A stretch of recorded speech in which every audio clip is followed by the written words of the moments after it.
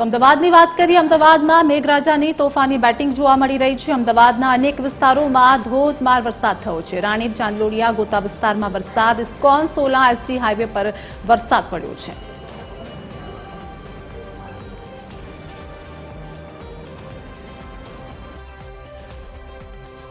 ગુજરાતના અનેક સ્થળોએ વરસાદ સારા પ્રમાણમાં થયો છે।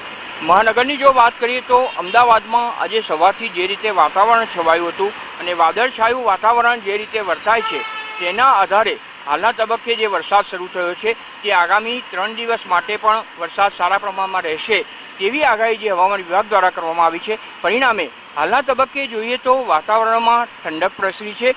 એટલું જ નહીં પરંતુ છેલ્લા ઘણા દિવસોથી જે રીતે લોકો ગરમીનો અનુભવ કરી રહ્યા હતા તે ઉકળાટમાંથી હાલના તબક્કે અમદાવાદના નગરજનોએ સંપૂર્ણ મુક્તિ મેળવી છે અને વાતાવરણનો જે આનંદ છે અને ખાસ કરીને વરસાદ જે રીતે વરસી રહ્યો છે તેનો આનંદ શહેરીજનો પણ માણી રહ્યા છે।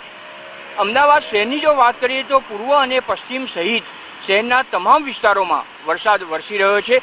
પરિણામે હવે આગામી સમયમાં જે આગાહી કરવામાં આવી છે તેના આધારે અમદાવાદ શહેરમાં પણ સારા પ્રમાણમાં વરસાદ રહેશે અને આગામી ચોમાસું સારું રહેશે।